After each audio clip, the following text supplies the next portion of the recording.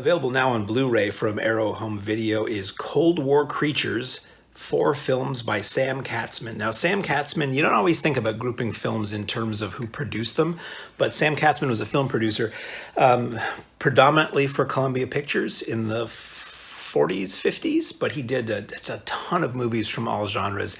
This set is focusing on 4 of his horror movies from the 50s. Now, Columbia previously had released on DVD a Sam KATZMAN collection that had some or all of these on them, DVD resolution, and with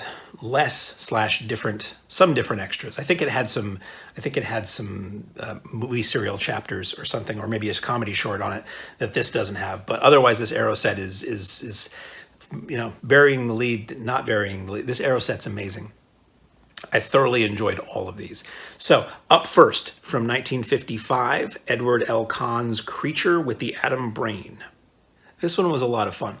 Basically, the story here is a bad guy is getting revenge on the people who wronged him or put him away by using recently dead bodies as essentially living robots to go out and bust up the guys he doesn't like. So there's a sequence where this guy, this creature with the atom brain, this hulking guy in a suit, they're well dressed, crashes through the wall of this, I think, banker's office, businessman's office, and in silhouette picks him up in the air and breaks his back over his knee.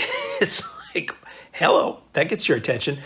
And the whole film kind of plays out like that. It's the police. Richard Denning plays this guy who's, I think it's Chet Walker, MD, the hero scientist, who's trying to figure out what these creatures are and who's controlling them and how can they be stopped. It's a brisk 69-minute film. They know how to make them in the old days. They were designed for double features back then, so a lot of movies were not terribly long. You didn't get a 2.5 to 3 hour movie about a superhero. They were 60 minutes, they were 70 minutes, 80 minutes, something like that. So Creature with the Atom Brain clocks in at about 69 minutes and is just, it's a blast. It's crisp, sharp black and white, studio backlot sci-fi, no muss, no fuss. It just moves right along. And if you think 69 minutes is too long, in the extras, there is the Super 8 movie version, which I believe is like 8 minutes and cuts the movie. These things, I think, I've always found it fascinating. Usually in terms of trailers. You make a trailer for the movie that's 2 or 3 minutes, and then you cut that down in the old days to a 60-minute TV spot, and you cut that down to a 30-second spot, and you cut that down to a 15-second spot.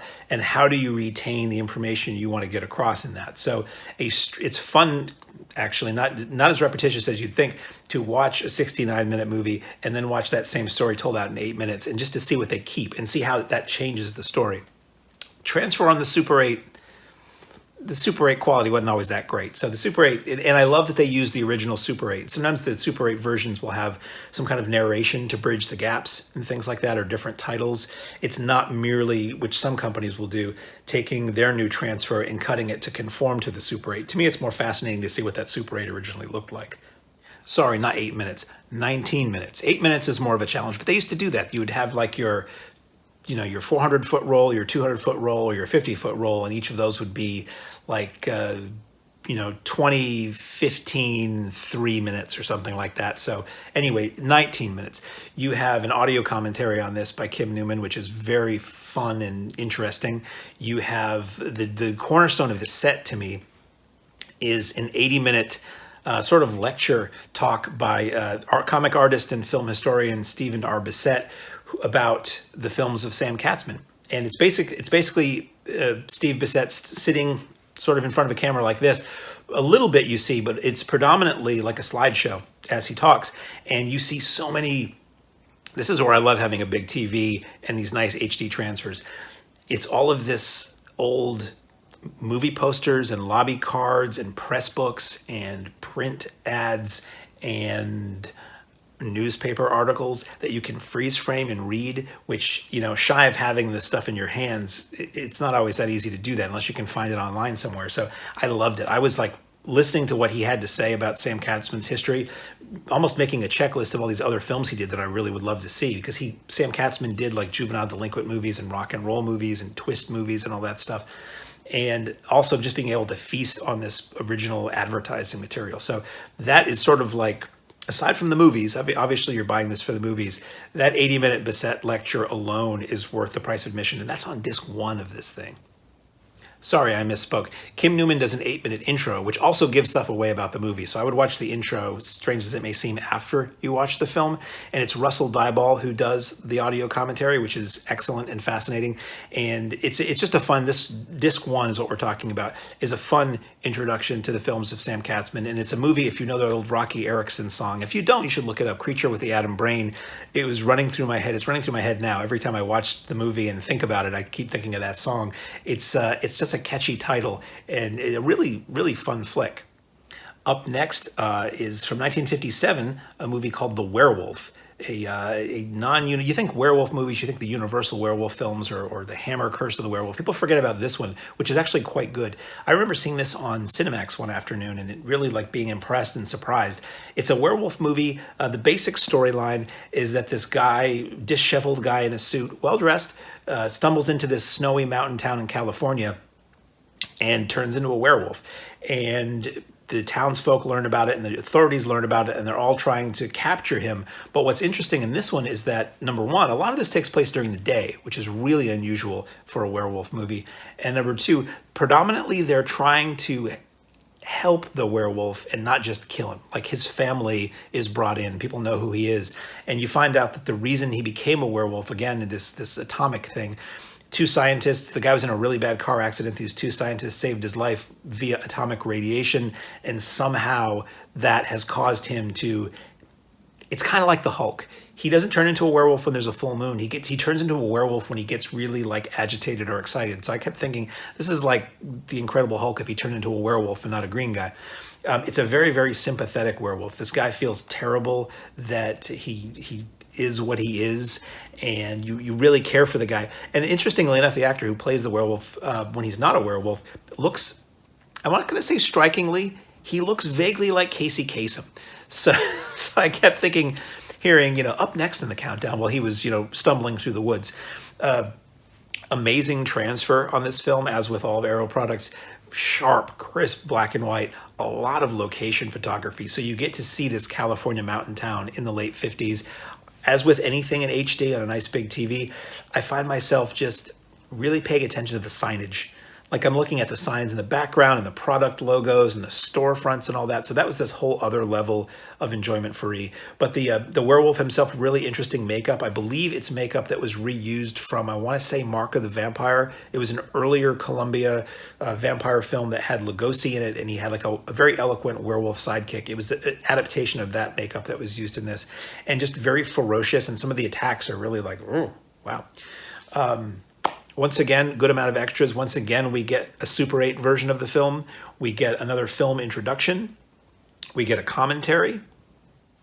We get the original trailer, and we get a video essay on the roles of females in Sam KATZMAN movies. So The Werewolf is actually the film in this set that I watched first, out of order, even though it's disc 2. And it might be the one I like the most, just because, maybe because I'd seen it before, but because also it's just a good, tight, unusual for the time, 50s werewolf movie that was really cool. Disc 3 on this set is Zombies of MORA from 1957. Now this is, people hear zombies now, they think decaying, shambling, gut-munching Romero zombies.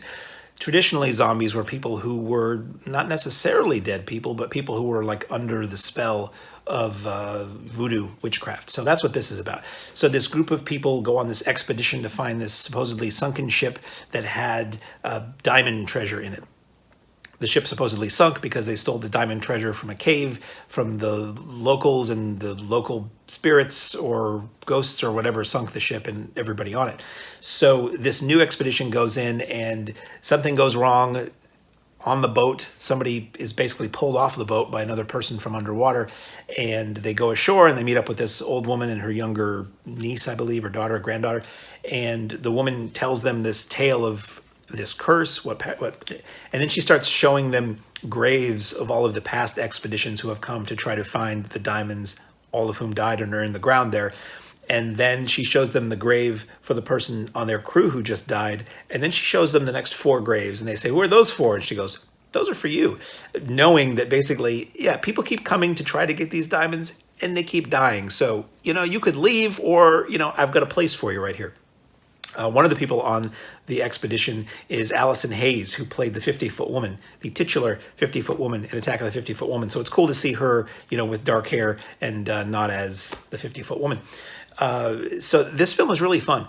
The zombies are all like white guys. They're members of this former crew that had been sunk, who just sort of shamble on, as Zeppelin almost once sang, in the night, trying to violently dissuade this new expedition from getting the diamonds that are apparently in the safe of their sunken ship. So it's late 50s. It's done on the cheap. It's a studio picture. It might be a film that's laughable to a lot of people, but I really liked it. I thought it was really atmospheric. It's a good late night creeper, and I was really impressed by the cheap special effects, actually. So it's like when they dive underwater, it's like the diving helmet, the big round helmet with the grate in the front and the big heavy suit with the bubbles coming out of the top. The way they shot the underwater scenes was to not put somebody underwater. It was to put fish tank or something in front of the lens so that you see fish going by and you see rippling of water, but the bubbles coming out of the helmet of the guys underwater were basically just moving slow, literally just moving slowly. And the bubbles that came out of the top were not air bubbles. They were actually like bubble stuff being blown out of the top. I thought that was brilliant. So they would blow up vertically as though it was air bubbles. I thought that was a really interesting way, in the days before CGI, where you had to figure out problems and find ways to fool people into thinking what you were doing was real. I thought that was a pretty cool way to do it. The extras on this are like an 8-minute Kim Newman introduction, which is kind of spoilery. So at this point, I'm really saying to you and I'm saying to myself, even though it says introduction, I'm going to watch this after the movie. There is a Kat Ellinger commentary, and as you know, Kat Ellinger to me is the Dick Miller of supplements on Blu-ray releases. If she's there, she has by her presence, made it better. Very interesting, fascinating analysis and history. There is a visual essay about mythological creatures, and then you've got a trailer, the trailer and the image gallery. And that was directed by Edward Kahn. Now we go back to a film directed by Fred F. Sears, who also directed The Werewolf. This is The Giant Claw from 1957. Now, I learned from the extras on this that Sam KATZMAN had often worked with Ray Harryhausen, stop motion animation legend Ray Harryhausen, on some of the early Harryhausen films. But at this point in the game, Harryhausen was getting popular enough that he was charging more than Sam KATZMAN wanted to pay. So Sam KATZMAN had somebody else do the effects for the creature in this movie, The Giant Claw, which is about basically a giant bird that is terrifying whatever area of the world this movie is set in, I don't forget. But basically, downing planes and killing people and doing all kinds of things where they slowly realize that it is a giant bird who is responsible for all this. Giant eggs are found. But when you see the bird... Remember those like marionette things that they used to sell in stores for kids that were like flamingos or something? Think of like a really diseased one of those, and that's what the Giant Claw looks like. It looks really awful. And apparently the cast was really embarrassed. Like they shot the movie not knowing, as often the case, what the special effects would look like. They thought they were getting Harryhausen special effects, and they go to the premiere and it's this goofy, googly-eyed... If you ever saw Shin Godzilla, the way Godzilla looks at the beginning of that movie, like this giant weird like bug-eyed creature, that's what the Giant Claw looks like in this. So it's a 50s monster movie where this giant creature is terrorizing the landscape, and people have to figure out how to stop it, and scientists and the military and all that, and what they're fighting is ridiculous.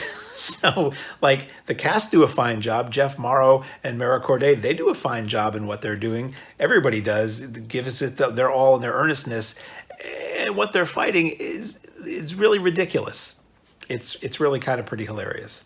It is revealed to be like a giant space bird, which I guess, who are we to say what a giant space bird would look like? Maybe it would look exactly like that. Maybe the Giant Claw is a visionary expose of really what giant space birds look like. I don't know, but compared to what you're used to, it's a little silly. So once again, transfer looks phenomenal. These are coming from the studio. These are Columbia prints, Columbia negatives that they obviously took care of. So looks great, sharp black and white photography. Good amount of extras as always. You get a trailer, you get an image gallery. Once again, you get the Super 8 version, which is fun. Really condenses that film on down to like 8 minutes. You get a visual essay by Mike White if you're a fan of the Projection Booth podcast, which I highly recommend. If you have time, they're usually very long, but they're very comprehensive. Mike White does a visual essay on Sam KATZMAN. And then you have a commentary by Anna Westwood and Cerise Howard. Now, I started this commentary, but I really didn't like the tone. It was very condescending. It was very mocking of everything you were seeing. And they didn't seem to know like a lot of the actor names and a lot of movie titles and years. It seemed like they kind of got the gig and decided to just make the best of it. So, which is fine, but I actually like this stuff. Now, this is me having said for the last few minutes that the giant claw is ridiculous and silly, but I still kind of, I like this stuff, but I still kind of respect it. And unfortunately, now again, I turned it off because I didn't care for the tone. I turned it off because I just wasn't liking the vibe of the commentary. Maybe it got a lot better in the duration, but I listened to about maybe the first half hour or so. And I'm not a fan of people making fun of stuff on commentaries. Now, I mean, I just did. We all kind of do. We love Mystery Science Theater and things like that. But at the same time, I like a little scholarship. I really am not cool with condescension of anything just because it's not contemporary. Now they hold up Larry Cohen's Q, the Winged Serpent as a brilliant film, and this is garbage. And I'm just like, Q is fine, but it's of its time, you know? So anyway, they may be very fine people. I just really didn't care for the commentary, but everything else on that and this set was fabulous. It's a really, really cool set. Lovely original art, new original art packaging, and great transfers. I really hope this does or did well enough for Arrow to put out more Sam KATZMAN collections. I know twist movies really aren't their bag at Arrow, but I would love to see more of this stuff because I just like these old studio programmers that were cranked out, these old exploitation or cranked out for the teen audience. These are very much drive-in movies, which I love, as you may know. And Cold War Creatures, 4 films by Sam KATZMAN, excellent, highly recommended purchase.